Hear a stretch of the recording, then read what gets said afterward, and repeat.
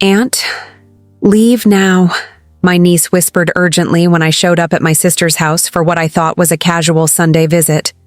The panic in her 12-year-old eyes made my stomach drop. I didn't leave. I hid. And an hour later, I watched my husband walk up that same porch with his arm wrapped around my sister's waist, laughing like they owned the world. Like I didn't exist. My name is Rachel. I'm 32, and I'm a forensic accountant. That means I find money people don't want found, trace transactions people wish stayed buried, and reconstruct financial lives from fragments of data. I've spent 8 years working with law firms, insurance companies, and occasionally federal investigators. I'm good at patterns. I'm good at patience. And I'm very good at knowing when someone's lying to me, especially when the numbers don't add up. I live outside Charlotte, North Carolina, in a neighborhood where everyone knows everyone, where my sister Emma lives 4 streets over, and where my husband of 6 years, Daniel, told me he was working late at the firm 3 nights a week. He's a corporate attorney. Expensive suits, charming smile, the kind of guy who remembers everyone's birthday and never forgets to compliment the host's cooking. Emma's a yoga instructor and part-time Instagram wellness influencer. Think green smoothies, sunrise meditations, and an endless stream of inspirational quotes about self-love and authenticity. We grew up close, shared a room until I left for college. She was my maid of honor. I was hers when she married Nathan 5 years ago, past tense. Because 3 months ago, Nathan filed for separation. Emma told me it was mutual, that they'd grown apart, that she needed space to find herself. I believed her. I brought over wine, listened to her cry, helped her look at apartments she could afford on her income alone. I was the good sister, the reliable one, the one who always showed up. That Sunday, I showed up unannounced.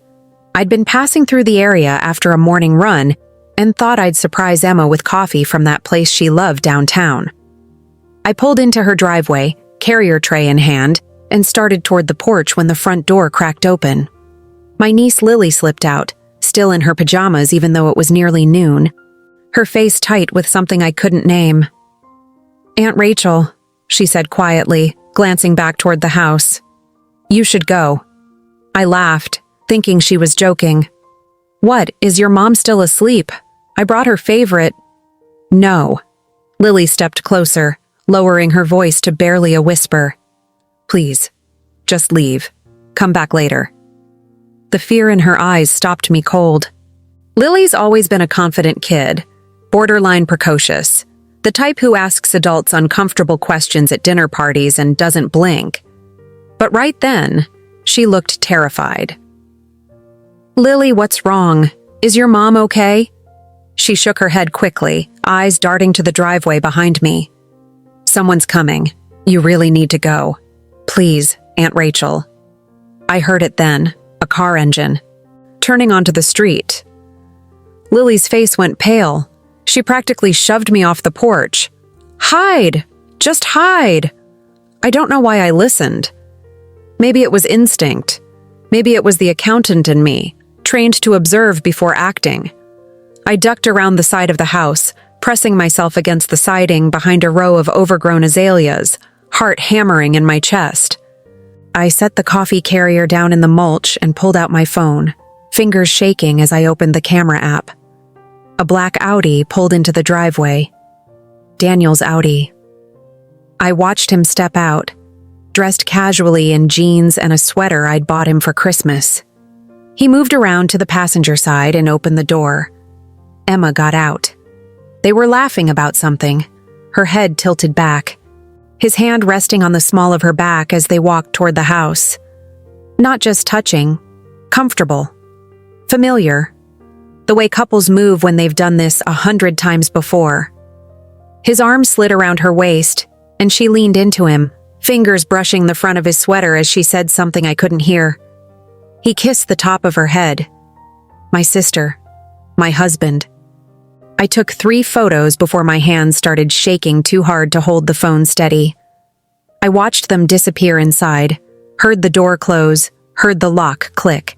The coffee in the carrier beside me was already going cold. I stood there for what felt like hours but was probably 10 minutes, waiting for my brain to catch up with what my eyes had just seen. Then I walked back to my car, got in, and drove home in complete silence. I didn't cry. I didn't call anyone. I didn't scream or throw things or do any of the dramatic, cathartic things you're supposed to do when your entire life implodes. I sat at my kitchen table with my laptop and a notepad, the same way I would if I were starting a new case, and I started building a timeline. Daniel had been working late every Tuesday and Thursday for the past 4 months. Emma taught evening classes on Tuesdays and Thursdays, or so she'd told me. Nathan filed for separation exactly 4 months ago. Daniel had been unusually supportive when I'd told him about Emma's separation, suggesting we invite her over for dinner more often, offering to help her move furniture, saying it was important we be there for family. I pulled up our joint bank account, checked credit card statements. Daniel's spending had increased, but subtly, nothing dramatic. Dinners at mid-range restaurants I'd assumed were client meetings. A hotel charge in Asheville 6 weeks ago when he'd said he had a conference. I cross-referenced it with Emma's Instagram. She'd posted photos from Asheville that same weekend, captioned, "Much-needed solo retreat." They hadn't even tried to hide it. They just knew I wouldn't look. I opened a new spreadsheet. Column 1, dates. Column 2, transactions. Column 3, social media activity. Column 4, lies I'd been told. I worked through the night, barely noticing when the sky started to lighten outside my window. By morning, I had a map of the past 4 months that made my chest feel like it was caving in. But more than that, I had questions. Practical ones. Why now? Why risk a 6-year marriage and a lifelong sibling relationship for an affair that would inevitably blow up in their faces? Emma had never shown interest in Daniel before. She'd always dated creative types, musicians and artists, men nothing like my methodical, ambitious husband. And Daniel had never shown interest in Emma's world of wellness culture and spiritual language. They didn't even like the same movies. Unless this wasn't about attraction. Unless this was about something else. I thought about Nathan's separation filing. I thought about the house Emma and Nathan owned together. The one they'd bought 3 years ago with help from our parents. I thought about the life insurance policy Daniel and I had taken out 2 years ago. The one where we were each other's primary beneficiaries. I thought about our joint investment accounts, the property we owned together, the comfortable life we'd built that Emma had always seemed quietly resentful of. I thought about our father's will. Dad died 18 months ago. Massive heart attack, no warning, gone at 63. He'd been a small business owner, ran a regional chain of hardware stores that he'd built from a single location over 30 years. When he died, the business was worth just under $2 million. His will split everything evenly between Emma and me, 50-50. No complications. Except the business had to be sold first, and the process was taking forever. Lawyers, buyers, inspections, negotiations. We'd been told to expect the payout sometime in the next 6 months, $1 million each. I pulled up the will on my laptop, read through it again with fresh eyes. Dad had been specific about one thing. If either Emma or I died before the payout was finalized, our share would go entirely to the surviving daughter. Not to spouses. Not split among grandchildren. Just sister to sister. My hands went cold. I checked the date on Nathan's separation filing again. 3 weeks after Dad's lawyer had given us an updated timeline on the business sale. I checked the timeline of Daniel's late nights. They'd started 1 week after that. Maybe I was paranoid. Maybe I was seeing patterns that weren't there because I was hurt and angry and looking for a reason beyond simple betrayal. But I'd built a career on finding the truth in numbers, on trusting my instincts when something didn't add up. And this didn't add up. I didn't confront them. Not yet.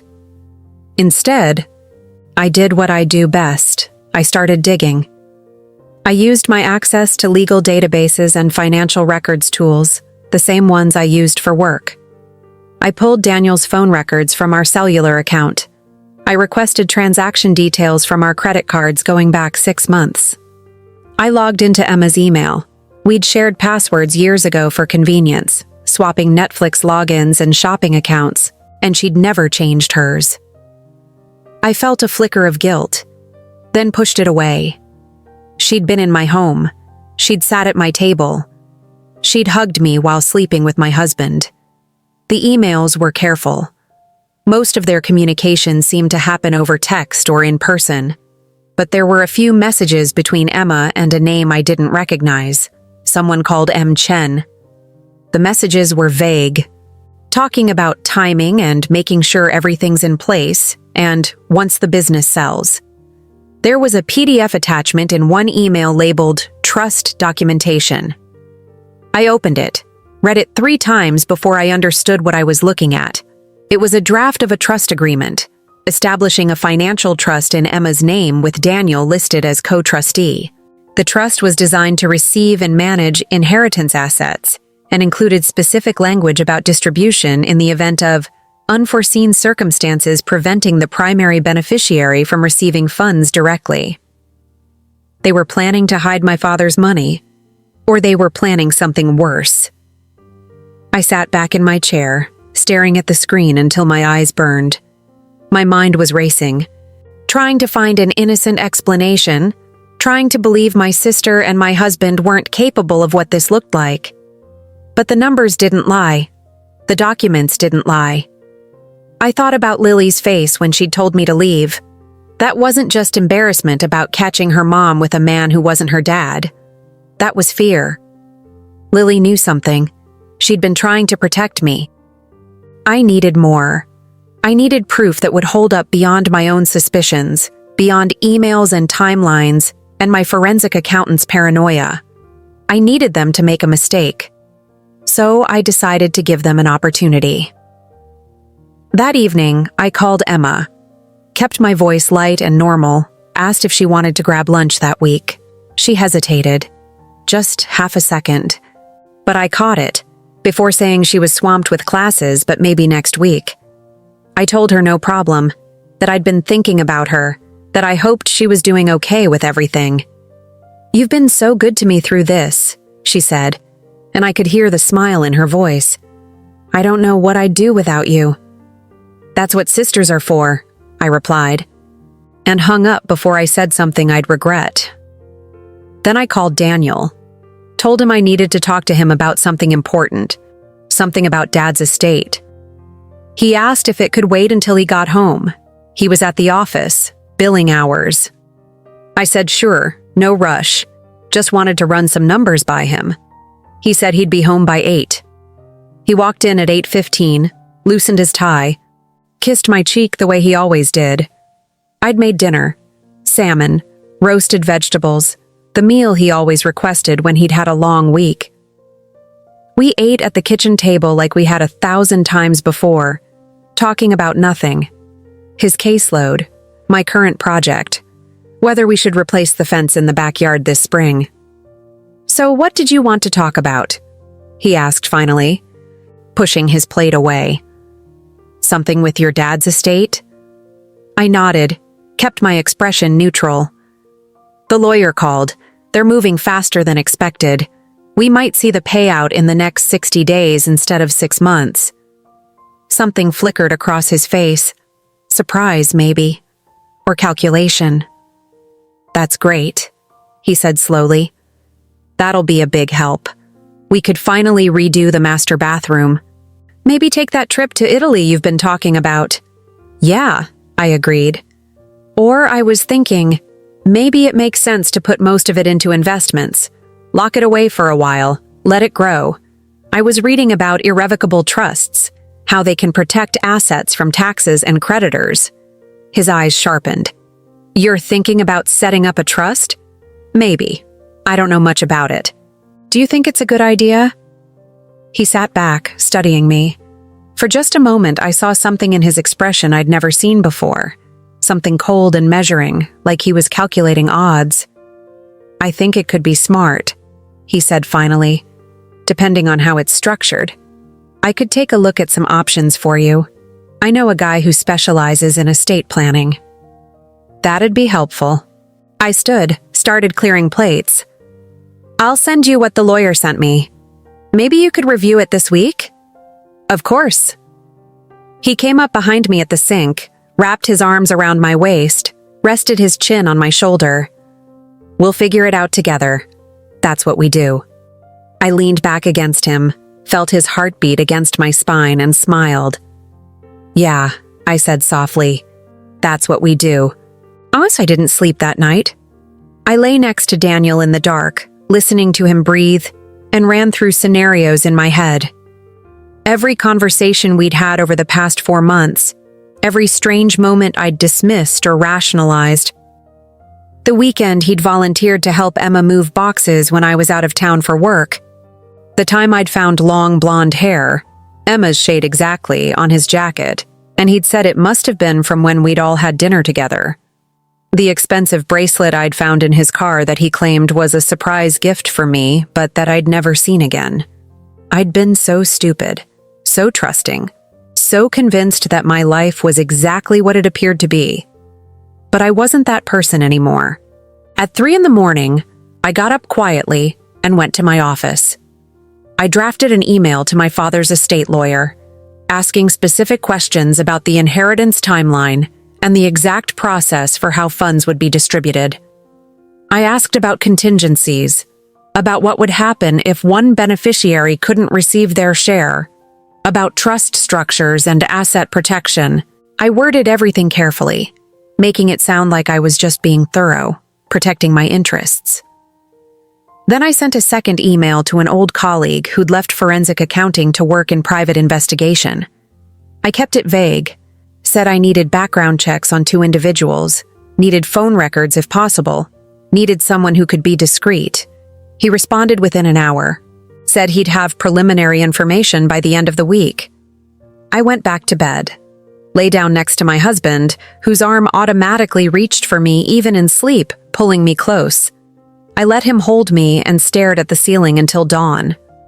When my alarm went off at 6:30, I got up and made coffee, made Daniel breakfast, kissed him goodbye when he left for work, went through all the motions of being the wife he thought I was. But inside, I was already 3 moves ahead. I was already planning how to burn their world down. The phone records arrived on Thursday morning, delivered via encrypted email while I was sitting in a conference room pretending to pay attention to a client presentation. I excused myself, locked myself in a bathroom stall, and opened the attachment on my phone. 3 months of call logs, text message metadata, location data from cell towers.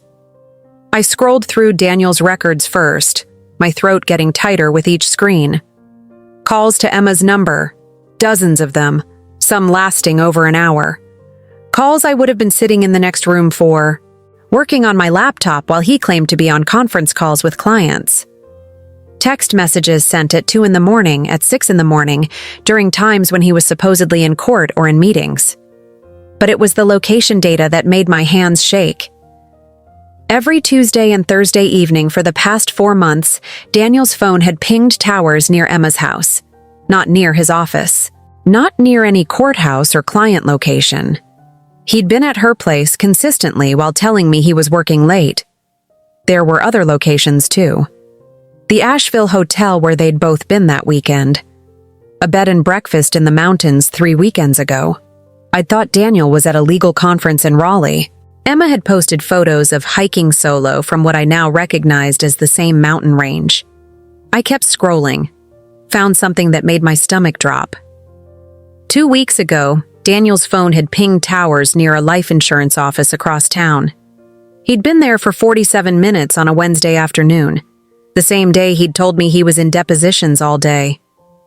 I looked up the insurance office, found their website, their specialties listed clearly: estate planning, trust services, and life insurance policies. My private investigator had included a note at the bottom of the file. Subject appears to have visited Piedmont Financial Solutions on 3 separate occasions in the past 6 weeks. No clear business reason identified. Recommend further investigation. I sat on that toilet seat, phone clutched in my hand, and felt something cold settle into my chest. This wasn't just an affair. This wasn't just about betrayal or lust or midlife crisis. This was methodical, planned. They were building something, piece by piece, and I was standing right in the center of it, completely blind. Until now. I went back to the conference room, apologized for the interruption, and finished the presentation without missing a beat. I've always been good at compartmentalizing. It's what makes me effective at my job. You can't let emotion cloud your analysis when you're tracing financial fraud or testifying in court. You have to stay clinical, detached, focused on the evidence. I applied that same discipline now. That evening, I told Daniel I had to work late on a case. He said no problem, that he'd grab takeout. I waited until he left the house, then I drove to Piedmont Financial Solutions. The office was closed, but I sat in the parking lot across the street and called the main number. Got the after-hours voicemail. Wrote down the names of all the agents listed. Then I called each one, leaving careful messages. I identified myself as Rachel Morrison, said I was looking for guidance on life insurance policies and estate planning, mentioned that a friend had recommended their services. I left my number. 2 agents called me back the next morning. I took both calls, asked general questions, felt them out. The third agent, a man named Ron Whitmore, called back that afternoon while I was driving home from work. "Mrs. Morrison," he said warmly, "I got your message about life insurance and estate planning. I'd be happy to help you explore your options. Do you have existing policies you're looking to review?" "Actually," I said, keeping my voice casual, "my husband might have already spoken with someone at your office. Daniel Morrison? I wanted to make sure we were coordinating properly." There was a brief pause. "Daniel Morrison. Let me check my colleague's files. Can you hold for just a moment?" He came back 2 minutes later, his tone slightly more guarded. "I don't see anything under that name in our system. Are you sure he contacted our office?" "Maybe I'm mistaken," I said lightly. "He mentioned talking to someone about updating our policies, and I thought he said it was your firm. Do you handle changes to beneficiaries, policy increases, that sort of thing?" "We do, yes. If he did speak with someone here, it might not be in our shared system yet if it was just a consultation. Was he looking to increase coverage?" "I think so. We have a policy through his employer, but he mentioned wanting additional coverage given some changes in our financial situation." I paused, letting the silence stretch. "We're expecting a significant inheritance soon. He wanted to make sure everything was protected." "That's wise." Ron's voice had relaxed again, back to the smooth salesman tone. "Life changes are exactly when you want to review your coverage. Why don't you and your husband come in together? We could do a comprehensive review, make sure you're both properly protected." "That sounds perfect," I said. "Let me talk to Daniel and we'll set something up." I hung up and pulled over to the side of the road, hands gripping the steering wheel. Ron Whitmore didn't know who Daniel was, which meant Daniel had either used a different name or had met with a different agent at the firm. But the way Ron had responded to the word inheritance, the immediate shift to talking about protection and coverage, told me everything I needed to know. Daniel was shopping for life insurance, right around the time he started sleeping with my sister. Right before my father's estate was set to pay out. I wasn't paranoid. I was right. That night, I did something I'd never done before. I logged into Daniel's laptop while he was in the shower. He kept it in his home office, usually locked, but I knew his passwords. We'd always been open about that kind of thing, or so I'd thought. The irony wasn't lost on me. I went straight to his email, searching for anything related to insurance, finances, or Emma. He'd been careful. Most of his messages with her seemed to have been deleted. But he'd kept emails from other sources, probably thinking I'd never look. There was a message from a different insurance agent, someone named Patricia Lenz at Guardian Financial Group. The email was from 5 weeks ago. "Daniel, per our conversation, I've prepared the policy documentation for your review. $1, 5M term life policy, 20-year term, with beneficiary designation as discussed. Premium quotes attached. Let me know if you'd like to move forward. We can expedite the medical exam to have everything in place within 30 days. Patricia. I clicked on the attached PDF, stared at it until the words stopped making sense. Life insurance policy application. Daniel Morrison, primary insured. Coverage amount, $1, $500, $1. Beneficiary, Emma Christine Hartley. Not me, Emma. My husband had applied for a life insurance policy, a policy I knew nothing about, with my sister as the beneficiary. The application date was 6 weeks ago. The medical exam had been scheduled for 4 weeks ago, right around the time Daniel had told me he was going to the doctor for a routine physical. There was a handwritten note in the margin of the application, barely legible. Per client request, expedited processing. Related to estate planning coordination with inheritance distribution. I took photos of everything with my phone, hands trembling so badly I had to retake several shots to get them in focus. Then I closed the laptop, cleared the browser history, and walked out of his office on legs that didn't feel like my own. Daniel came out of the bathroom 15 minutes later, hair still damp, wearing the pajama pants I'd bought him for his birthday. He smiled when he saw me curled up on the couch with a book. Hey, you okay? You've been quiet tonight. Just tired, I said, not looking up from the page I hadn't actually read. Long week. He sat down next to me, pulled me against his side. I let him, even though my skin felt like it was crawling. We should do something fun this weekend. Get out of the house, maybe drive up to the mountains. You've been working too hard. That sounds nice, I heard myself say. He kissed the top of my head, told me he loved me. I said it back, the words tasting like ash in my mouth. After he fell asleep, I went back to my office and added the insurance policy to my evidence file. Then I pulled up everything I could find about life insurance fraud, about suspicious beneficiary designations, about cases where policies had been taken out shortly before convenient accidents. I worked until 3 a.m, building a profile, mapping out scenarios. By the time I finally went to bed, I'd made a decision. I wasn't going to wait for them to make their move. I was going to force their hand. Saturday morning, I told Daniel I needed to run errands. Instead, I drove to Emma's house. Nathan's car was in the driveway. He'd been coming around more often lately, probably to see Lily. I'd texted him the night before, casually asking if he'd be at Emma's this weekend, saying I wanted to drop off some things for Lily. He'd said he'd be there Saturday morning. I knocked on the door. Nathan answered, looking tired and older than his 36 years. We'd always gotten along well. He was a good guy, a high school teacher who coached soccer and actually gave a damn about his students. I'd been genuinely sad when Emma had told me about the separation. Now I understood why he'd filed. Rachel, he said, surprised. Emma's not here. She's at a training workshop until this afternoon.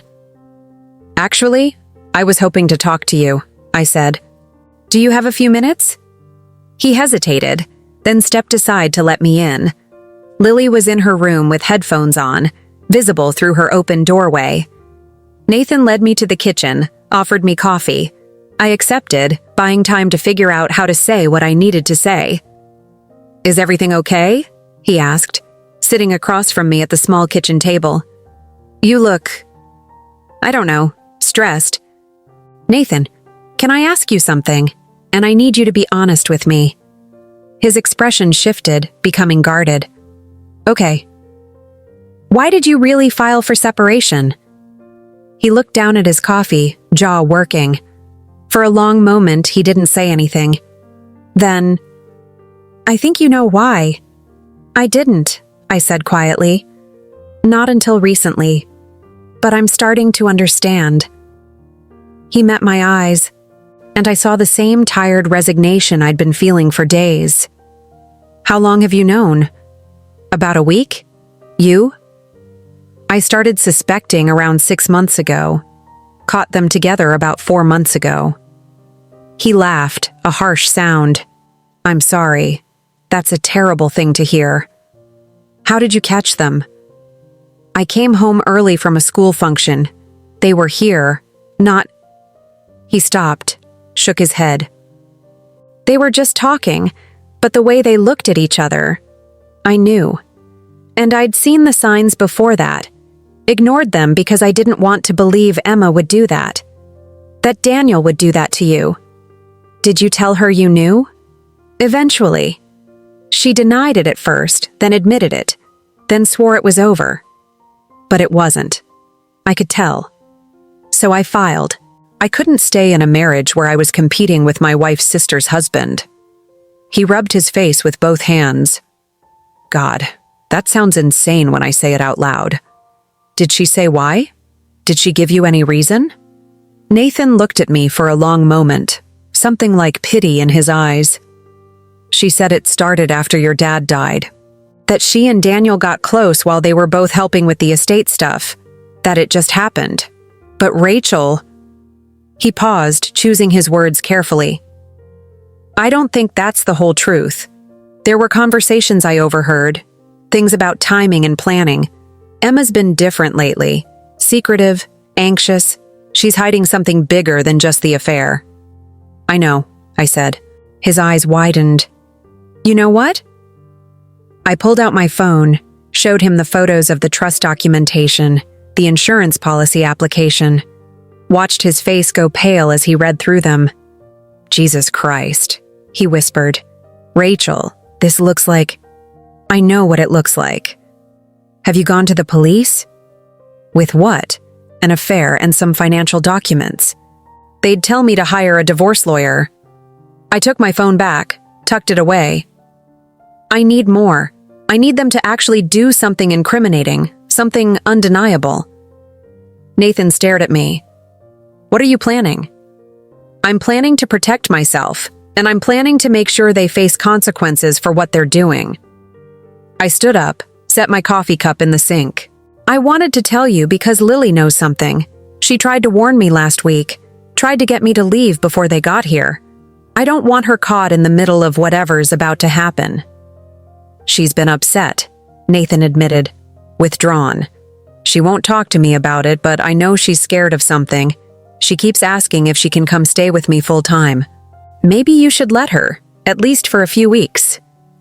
He nodded slowly, processing. "What are you going to do?" "What I do best," I said. "Follow the money, document everything, and when they make their move, I'll be ready." I left Nathan sitting at that kitchen table looking shell-shocked and drove home. I had 4 hours before Emma got back from her workshop. 4 hours before Daniel expected me home from my errands. I spent them at a storage facility on the edge of town, renting a climate-controlled unit and filling it with copies of everything I'd found. Every document, every photo, every piece of evidence. I made backup drives, stored them in separate locations. I wasn't taking any chances that evidence could disappear.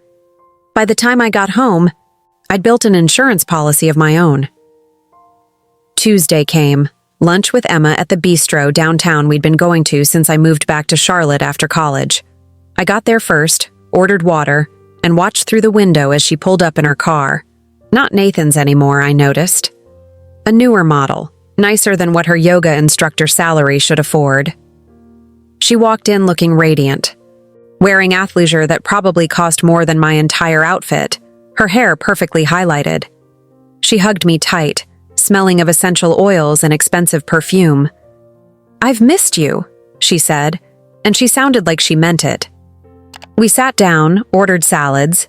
Emma insisted on adding chicken to mine, saying I looked too thin, and fell into our usual rhythm. She talked about her classes, about a new meditation technique she was excited about. I talked about a case I was working on, keeping the details vague. We laughed about a ridiculous reality show we'd both been watching. For 20 minutes, it was like nothing had changed. Then I said, "So I heard from Dad's lawyer. The business sale is moving faster than expected." Emma's fork paused halfway to her mouth, just for a second. "Oh, That's great. Yeah, he thinks we'll see the payout in about 6 weeks. 8 at the most. Wow. She set her fork down, took a sip of water.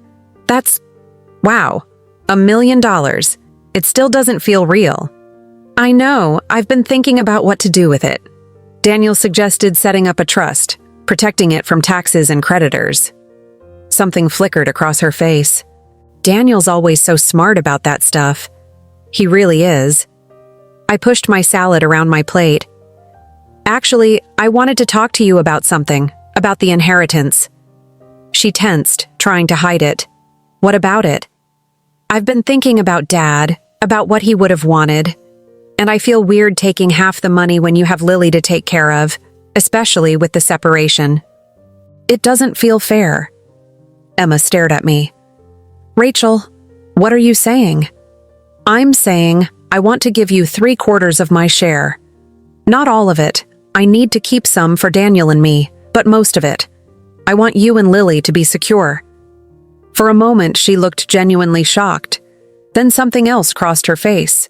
Guilt, maybe, or shame. She reached across the table, grabbed my hand. Rachel, no, I can't let you do that.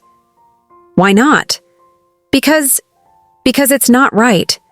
Dad wanted you to have that money. You've worked so hard, you and Daniel have your own life to build. I can't take that from you. You're not taking it. I'm giving it. I squeezed her hand, looked her straight in the eye. You're my sister. You're the only family I have left besides Lily. I want to do this. She pulled her hand back, shaking her head. She looked rattled, off balance. I need to think about it. That's a huge decision. Of course. I just wanted you to know I was thinking about it. We can talk more when the payout actually happens. I smiled at her, warm and genuine. I love you, Em. I know things have been hard for you lately. I just want to help. She looked like she might cry. I love you too. We finished lunch. She paid, insisted on it, saying it was her turn. We hugged goodbye in the parking lot, and I watched her drive away before I got in my own car and immediately called my private investigator. I need you to monitor my phone, I said, and I need surveillance on my house and my sister's house, starting immediately.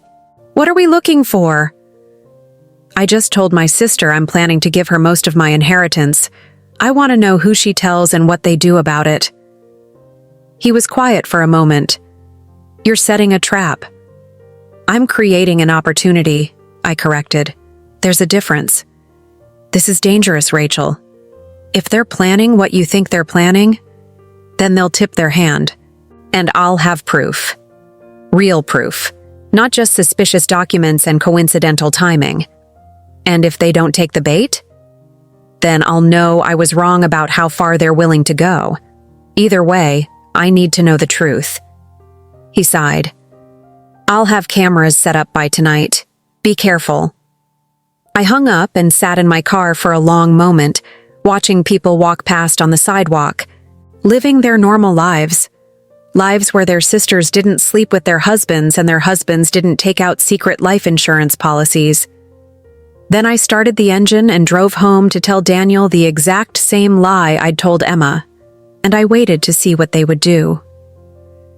The surveillance equipment was installed by Wednesday evening, tiny cameras hidden in outdoor light fixtures. Motion activated, with feeds going directly to my investigator's secure server. He'd also set up monitoring on my cell phone, tracking any incoming calls or texts, flagging anything from Emma or Daniel's numbers. I told Daniel about my decision that night over dinner. Watched his face carefully as I explained that I wanted to give most of my inheritance to Emma, that it felt like the right thing to do given her situation with Nathan and Lily. He didn't look surprised. He looked calculating. That's incredibly generous, he said slowly. But Rachel, that's a lot of money to give away. Have you really thought this through? I have. We're fine financially. We both have good incomes, savings, investments. Emma needs it more than we do, but your dad left that money to you specifically. He wanted you to have it. He wanted both of us to have it, This is my choice. I reached across the table, took his hand. I know it seems impulsive, but it feels right. Don't you think it's the right thing to do? His thumb rubbed across my knuckles, a gesture that used to feel comforting. Now it just felt predatory. If it's what you really want, then I support you. You've always had a good heart.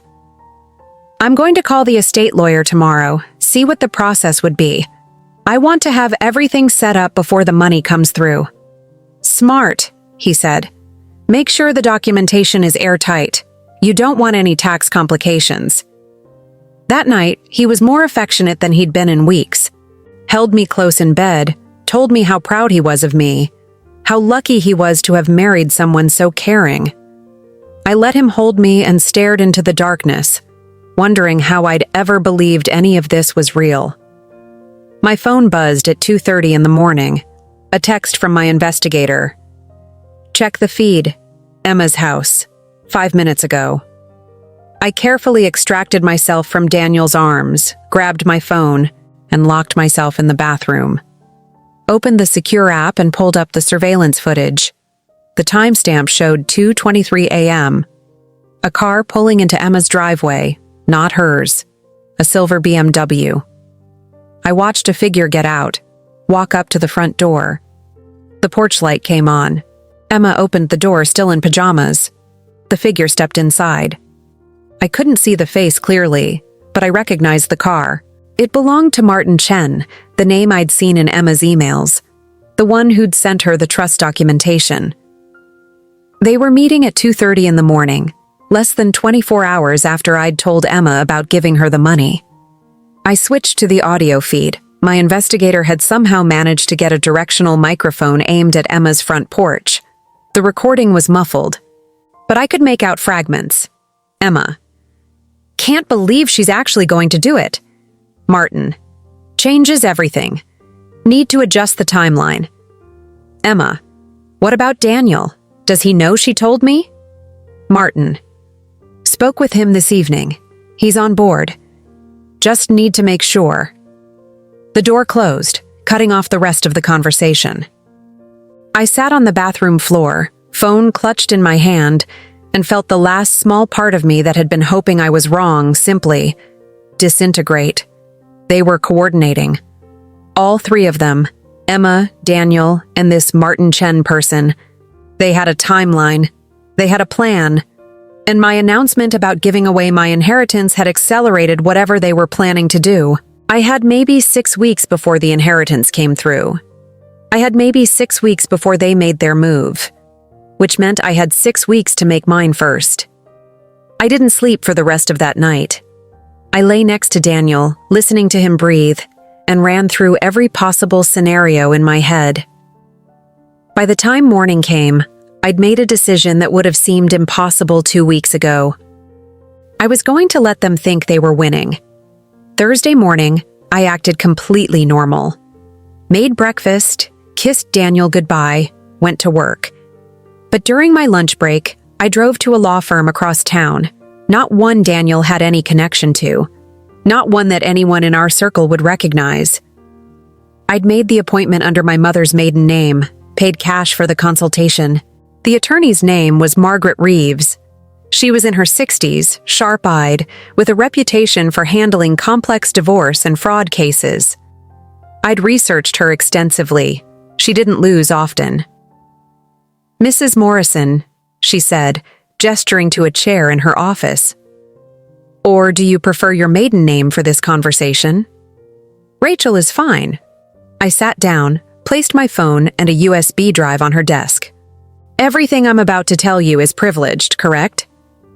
Attorney-client privilege applies the moment you walk through that door. She folded her hands on the desk. What do you need? I told her everything. The affair, the insurance policy, the trust documentation, the surveillance footage, the inheritance.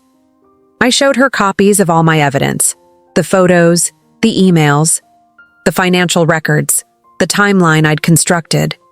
She listened without interrupting, her expression never changing, taking occasional notes on a legal pad. When I finished, She sat back in her chair and studied me for a long moment. "This is potentially criminal," she said finally. "Not just divorce territory. If they're planning what this evidence suggests, you're looking at conspiracy. Fraud? Possibly attempted?" She stopped, chose her words carefully. "You need to involve law enforcement." "With what? Suspicious documents and circumstantial evidence? An affair and some questionable financial planning?" I shook my head. "They haven't actually done anything illegal yet. They're too smart for that." "But you think they will, once the inheritance comes through." "I think the inheritance is the trigger. I think they've been waiting for it, planning around it. And now that I've told them I'm giving most of it away, they're going to have to adjust their plan." Margaret tapped her pen against her legal pad. "What exactly do you want me to do?" "I want you to protect me. Legally, financially, physically. I want documentation that proves I was aware of the threat, that I took reasonable precautions. And when they make their move, if they make their move, I want to be ready to bury them." She studied me, then nodded slowly. Smart. Paranoid. But smart. She pulled out a fresh legal pad. "Let's start with immediate protective measures." I left her office 2 hours later with a folder full of documents, a safety plan, and a knot of fear in my stomach that I couldn't quite shake loose. That weekend, Daniel suggested we drive up to the mountains like he'd mentioned earlier. A bed and breakfast in Asheville, hiking trails, a nice dinner. It sounded perfect, romantic. Exactly the kind of thing we used to do when we first got married. It also sounded like the opening scene of a murder mystery. "I don't know," I said, putting dishes away after dinner Friday night. "I have a big presentation Monday morning. I should probably stay home and prepare." "Come on, you've been so stressed lately. You need a break." He came up behind me, hands on my shoulders, kneading the tense muscles. "We could both use some time away. Just the two of us. No work, no distractions. No witnesses, I thought. No security cameras, no neighbors. Just empty mountain roads and a couple of people who'd have no idea if I never made it home." "Let me think about it," I said. His hands tightened on my shoulders, just slightly. "You're always thinking. Sometimes you need to just say yes to things." I turned around, made myself smile up at him. "You're right. Okay. Let's go." The relief on his face was palpable. "Perfect. I'll book the place tonight." I nodded, kissed him, and excused myself to go pack. In our bedroom, I pulled out my phone and texted Margaret Reeves. "Daniel wants to take me to Asheville this weekend. Remote location. Should I go?" Her response came back within minutes. "Absolutely not. Fake an illness, a work emergency, anything. Do not put yourself in an isolated location with him." I stared at the text, my heart racing. This was real. This was actually happening. My husband, the man I'd trusted, loved, built a life with, was potentially planning to hurt me. I went back downstairs, where Daniel was on his laptop, presumably booking the bed and breakfast. "Daniel, I'm sorry. I just checked my work email. The presentation got moved to Saturday afternoon. Emergency client meeting. I can't go." His face darkened. "You're kidding." "I wish I was. I'm so sorry. Can we reschedule for next weekend?" "Rachel, we need this. We need time together." "Can't someone else handle the meeting?" "It's my case, my client. I have to be there." I touched his arm, apologetic. "Next weekend, I promise. No work, no interruptions." He stared at me for a long moment, something cold and hard in his eyes that I'd never seen before. Then he forced a smile. "Of course, work comes first, I get it." But he didn't get it. And the tension in the house for the rest of that night was thick enough to choke on. Saturday morning, I actually did go to work. I needed the alibi to be real. My phone buzzed around 2 in the afternoon. A text from Emma. "Hey, are you and Daniel around tomorrow? Thought we could do brunch, all catch up together. I stared at the message. Daniel was supposed to be in Asheville with me right now. Emma knew that. He must have told her. So why was she texting me about brunch tomorrow unless she knew our trip had been canceled, which meant they'd talked. Recently. I pulled up the surveillance feed from Emma's house, rewound to earlier that morning, found what I was looking for at 10:47 a.m., Daniel's car pulling into her driveway. Him getting out, going inside, the door closing behind him. He'd told me he was going to the gym. Instead, he'd gone to my sister's house the morning after I refused to go away with him for the weekend. Sunday evening, Daniel came home with flowers and an apology, said he'd been stressed about work, that he'd overreacted. He suggested we order from my favorite restaurant, open a nice bottle of wine, have a quiet evening at home. I thanked him for the flowers, agreed to dinner, watched him open the wine, a Pinot Noir from a vineyard we'd visited on our honeymoon. He poured 2 glasses, handed me one. To us, he said, raising his glass, to better communication and less stress.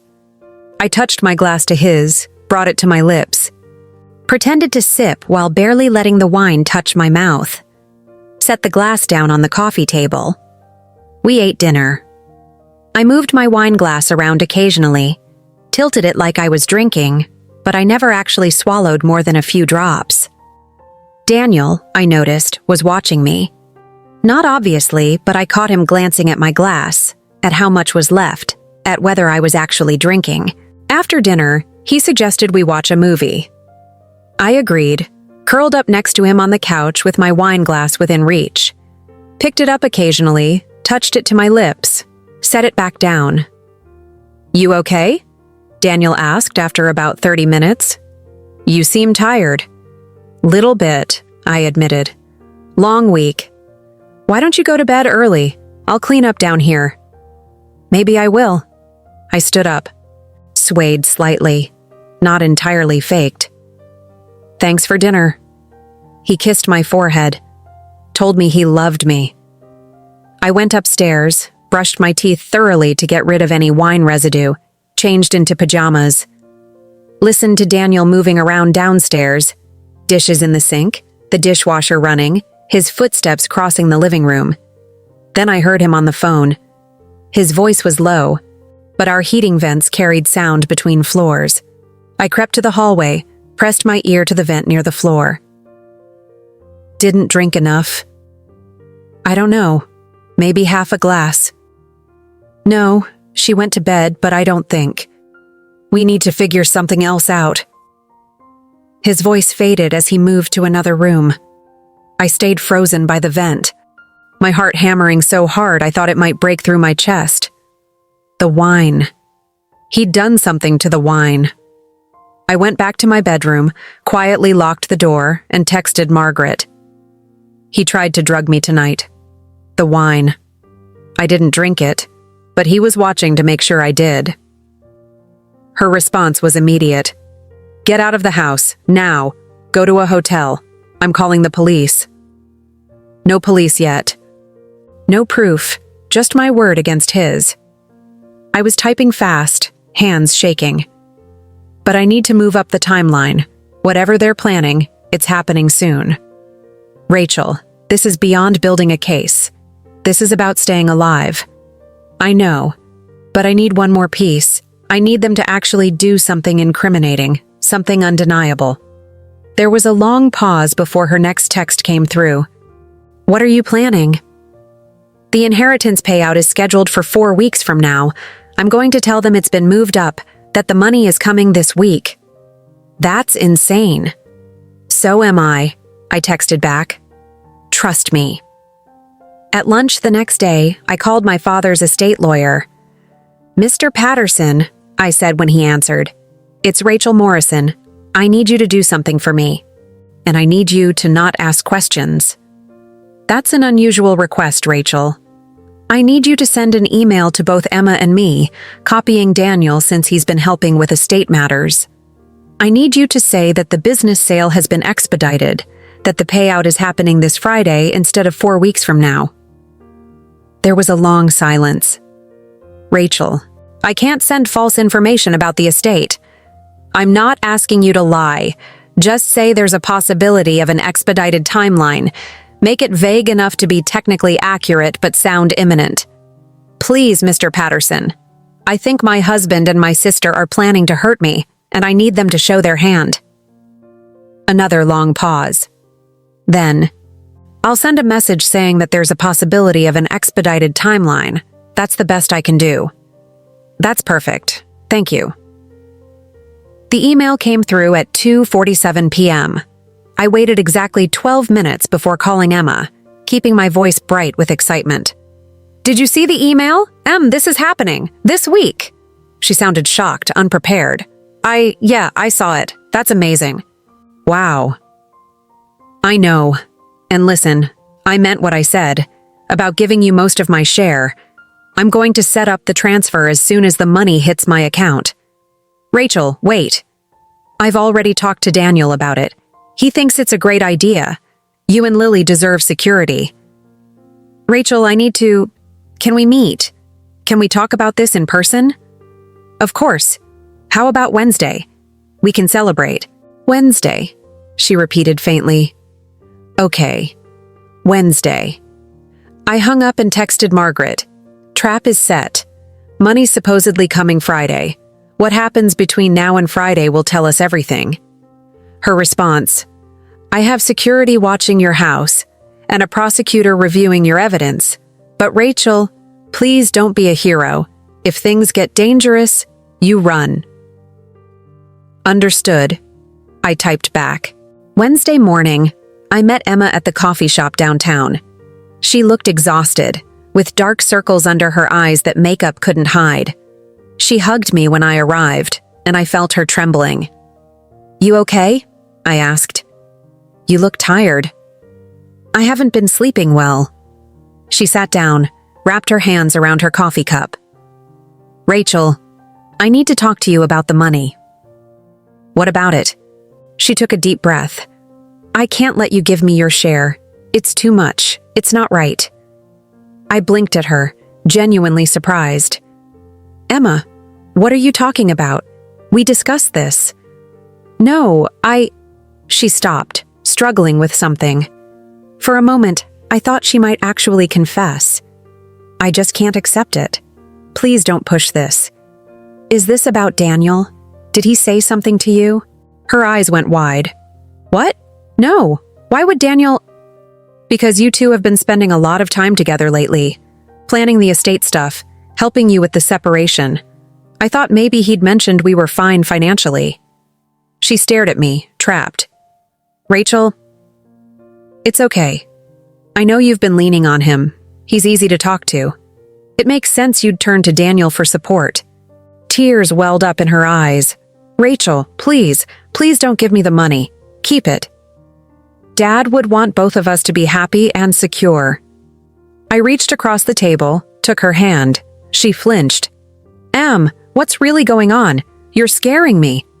I can't. She pulled her hand back, stood up abruptly. I have to go. I'm sorry. I'm so sorry. She practically ran out of the coffee shop. I pulled out my phone and texted Margaret. Emma just tried to warn me off. She's scared. They're definitely making their move. Her response, security team is in position. Stay in public places today. Do not go home until I give you the all clear. I spent the rest of Wednesday at my office, door locked, watching the surveillance feeds on my laptop. At 8 p.m., a car I didn't recognize pulled up to my house. Martin Chen. I watched Daniel let him in, watched them go to Daniel's office, close the door. They stayed in there for over an hour. When Martin left, I ran the video back and zoomed in on what he was carrying. A folder, and something else. Something small that glinted under the porch light. I called Margaret. They had a meeting at my house tonight. Martin Chen brought documents and left with something small. Keys? Maybe. Or a cold feeling washed over me. Something medical. It could have been a syringe. Rachel, you need to not go home tonight. I'm not. But Margaret, whatever they're planning, it's tomorrow. Then tomorrow we catch them. I spent that night on the couch in my office, sleeping in 2-hour increments, jerking awake at every sound. When dawn finally came, I felt hollowed out, running on nothing but adrenaline and spite. Thursday, the day before the money was supposedly coming through. I checked my phone. Text from Daniel. Morning. Where are you? I texted back. Fell asleep at the office. Coming home now. I'll make breakfast. See you soon. Love you. I stared at those last 2 words until they stopped meaning anything. Then I gathered my things and prepared to walk into whatever trap they'd set for me. I didn't drive straight home. I stopped 3 blocks away, parked on a side street, and called Margaret one last time. The security team is positioned? I asked. 2 unmarked vehicles on your street. Audio and video surveillance active. Local police are on standby. They can be at your door in 90 seconds if needed. She paused. Rachel, you can still back out. We have enough evidence for a restraining order, maybe even an arrest warrant for conspiracy. You don't have to walk into that house. Yes, I do, because maybe isn't good enough. I need them caught in the act, on camera, with no room for doubt or expensive lawyers to twist the narrative. Then keep your phone in your pocket, audio recording, and remember, at the first sign of real danger, you get out. The code word is headache. You say that word, and we come in immediately. Understood. I ended the call, started the recording app on my phone, and drove home.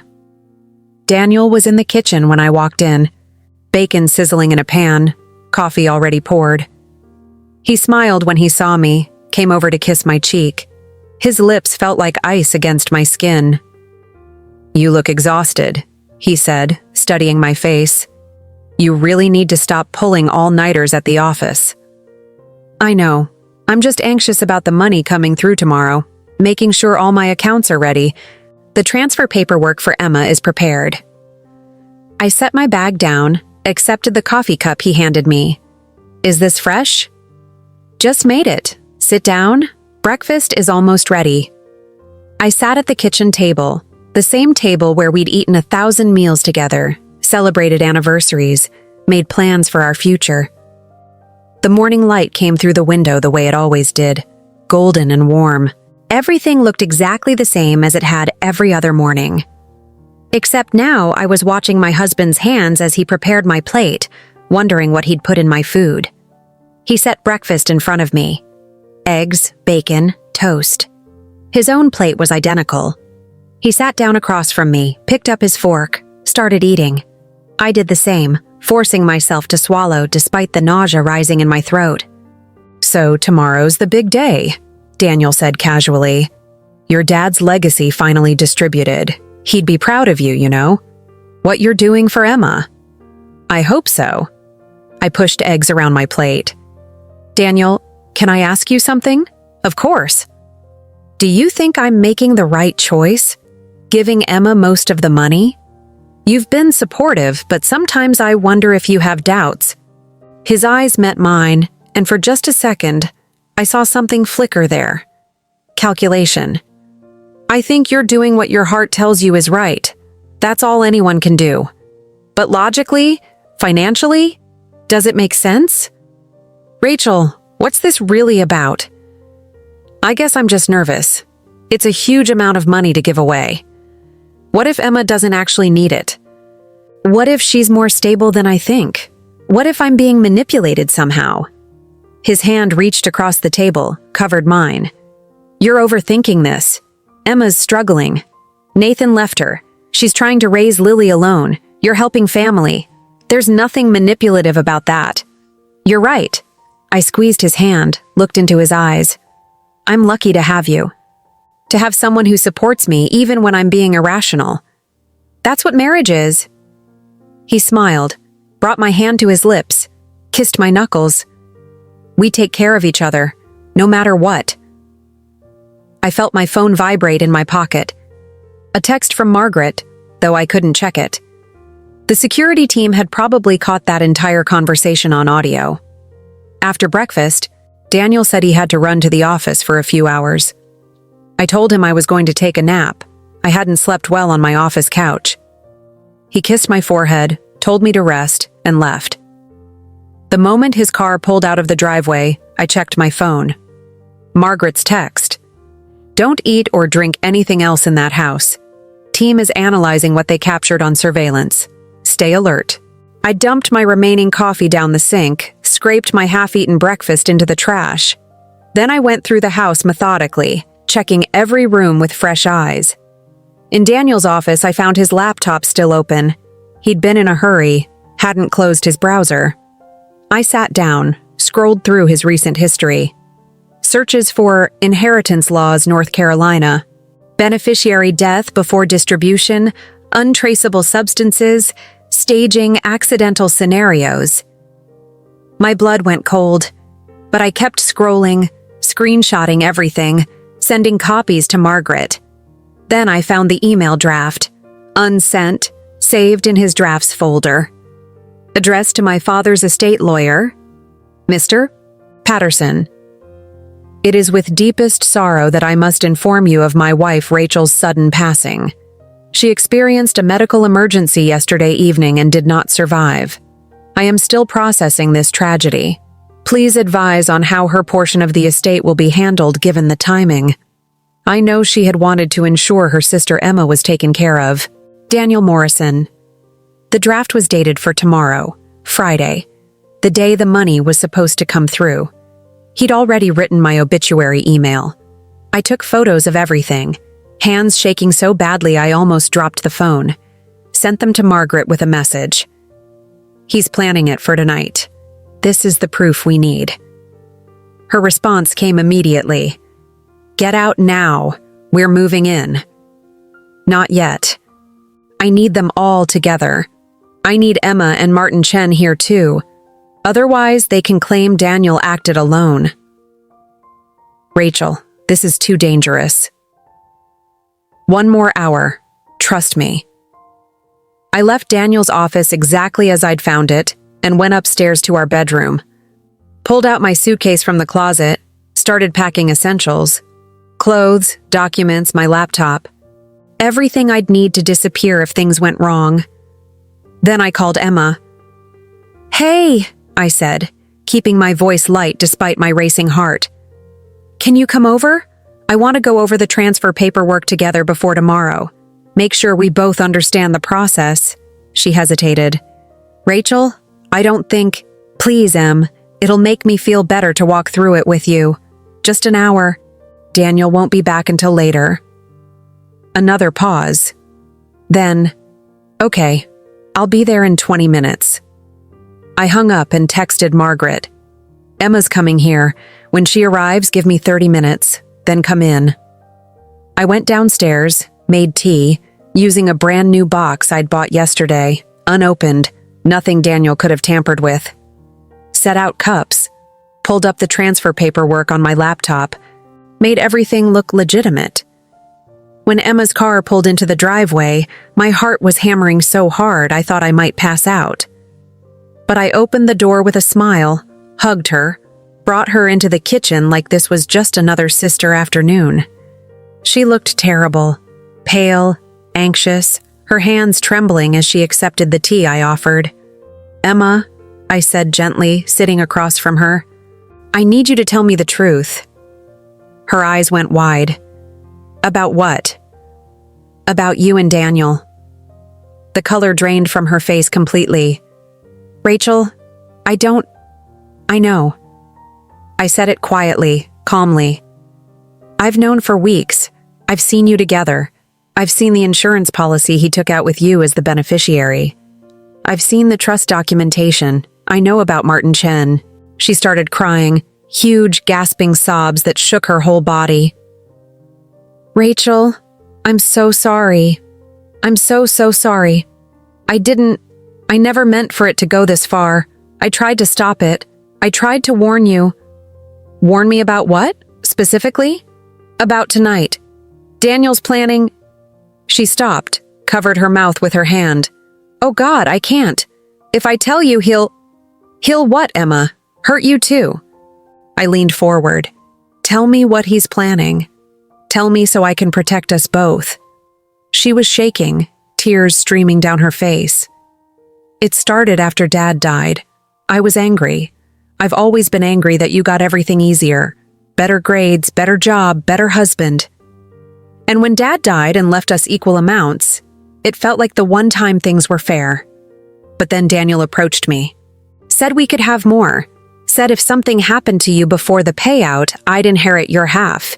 And he'd help me. We'd be together. I'd finally have what you had. So you started the affair. Yes. But it was just supposed to be emotional manipulation at first. Make you depressed, make you unstable, create a narrative that you were struggling. Then maybe an accident could happen and no one would question it too hard. She was sobbing now, barely able to speak. But Daniel changed the plan. He got obsessed, started talking about insurance policies, about expedited timelines, about making it look natural. I got scared. I tried to back out. But he said it was too late, that I was already complicit, that if I didn't help him, I'd go to jail too. And Martin Chen? Daniel's friend from law school. He specializes in trusts and estate planning, the kind that hides money, that makes paper trails disappear. He's been helping Daniel set everything up. They're coming here tonight, Rachel. They're going to... She couldn't finish the sentence. Please, you have to leave, right now, before they get here. When are they coming? 6 o'clock. They think you'll be asleep by then. Daniel was supposed to give you something in your breakfast to make you drowsy. Then they'll stage it to look like you fell, hit your head, had an accident. They'll call 911, play the devastated husband and sister. No one will question it. I looked at my watch. It was 4:47. Emma, I need you to do something for me. I need you to call Daniel right now. Tell him I'm here, that I'm asking questions, that you're worried I suspect something. Tell him he needs to come home immediately. What? No, Rachel. If I do that, trust me, please, just this once, trust me. She stared at me, then slowly pulled out her phone, made the call on speaker. Daniel answered on the second ring. Emma, what's wrong? I'm at your house. Rachel asked me to come over. Daniel, she knows. She's asking about us, about the money. I think she suspects something. There was a long pause. Then, I'm leaving now. Keep her there. Don't let her leave. I'll be home in 15 minutes. He hung up. Emma looked at me, terrified. Rachel, what are you doing? I'm making sure you all go to jail. I pulled out my phone, opened the recording app that had been running since I got home, played back her confession, every word, crystal clear. Her face went white. You recorded me? I recorded everything, and there are police outside right now, listening to every word. You just confessed to conspiracy, attempted fraud, and accessory to attempted murder. I stood up. You have one chance, Emma. One chance to do the right thing and help put Daniel away. Or you can stay loyal to him and spend the next 20 years in prison. She was sobbing, shaking. What do you want me to do? When Daniel gets here, you act normal. You tell him I don't actually know anything, that I was just fishing for information. You keep him calm until the police come in. And if I do that, I'll tell the prosecutor you cooperated, that you tried to warn me, that you were coerced. It won't make this go away, but it might be the difference between 20 years and 5. She stared at me for a long moment, then nodded. Daniel's car pulled into the driveway at 5:04. I watched through the window as he got out, his expression controlled, but his movements rushed. He came through the door, looked between Emma and me. What's going on? Emma forced a smile. False alarm. Rachel was just nervous about the money tomorrow, asking questions about whether she was making the right choice. I think I calmed her down. His eyes narrowed, studying my face. Rachel? You okay? I'm fine. Just pre-inheritance jitters. I laughed, high and anxious. Sorry for freaking everyone out. He relaxed slightly, came over to me, put his hands on my shoulders. You scared me. When Emma called, I thought... He stopped. I thought something was wrong. Everything's fine. I looked up at him, this man I'd loved for 6 years, and felt absolutely nothing. Actually, since you're both here, maybe we should celebrate early. Open some wine? Toast to Dad's memory, to family. That's a nice idea, Emma said quietly. Daniel smiled. I'll get the wine. He went to the kitchen. I heard him opening the wine cabinet, selecting a bottle. Emma and I stood in the living room, not looking at each other, barely breathing. Daniel came back with 3 glasses, a bottle of red already opened, started pouring. That's when I said it. Clearly, loudly, directly into my phone's microphone. Actually, I have a terrible headache. I think I need to lie down. The front door burst open. 6 police officers flooded into my house, weapons drawn, shouting commands. Daniel dropped the wine bottle. It shattered on the hardwood floor, red spreading like blood. Emma screamed. I stood absolutely still, hands visible as chaos erupted around me. Daniel Morrison, you're under arrest for conspiracy to commit murder, attempted fraud, and insurance fraud. The lead officer was reading him his rights as 2 others forced him to his knees, cuffed his hands behind his back. He was staring at me, shock and rage and disbelief warring on his face. Rachel, what did you do? I protected myself. My voice was steady, cold. Did you really think I wouldn't figure it out? That I'd just drink your poisoned wine and die quietly so you could run off with my sister and my money? You can't prove anything. I can prove everything. Margaret Reeves walked through my front door, followed by a man in a suit I recognized from news coverage, the district attorney. We have recordings, video surveillance, documented evidence of your affair, the insurance policy, the trust documentation, your internet search history, and your draft email about Rachel's convenient death. We have Emma's full confession on tape, and we have that wine bottle you just dropped. I'm betting the lab will find something very interesting in it. Daniel's face crumbled. Emma, tell them. Tell them she's lying. She's making this up. But Emma was crying, already being read her own rights by another officer. I'm sorry, Daniel. I can't do this anymore. They took him out in handcuffs. Took Emma out too, though her charges would be lesser given her cooperation. Took the wine bottle, the computers, boxes of documents, turned my home into a crime scene. I stood in the middle of my living room and watched my life disassemble itself around me. Margaret came over, put a hand on my shoulder. You did it. You actually did it. Yeah. I felt hollow, empty. I did. The DA wants your full statement. But Rachel, you're safe now. They're both going to prison for a long time. The trial was a media sensation. The inheritance plot, they called it. Every sordid detail made headlines. The affair, the insurance policy, the recorded confession. Daniel's lawyer tried to claim entrapment, but the evidence was overwhelming. The jury deliberated for 4 hours. Guilty on all counts. Daniel got 25 years. Emma got 8. The DA honored my request for leniency given her cooperation and genuine remorse. Martin Chen, the lawyer who'd helped them set up the trust, got 15 years and was disbarred. My father's estate finally settled. I got my full inheritance, $1 million. I donated half of it to organizations that help women escape dangerous relationships. The other half I put in a trust for Lily, my niece who'd tried to warn me that day on the porch.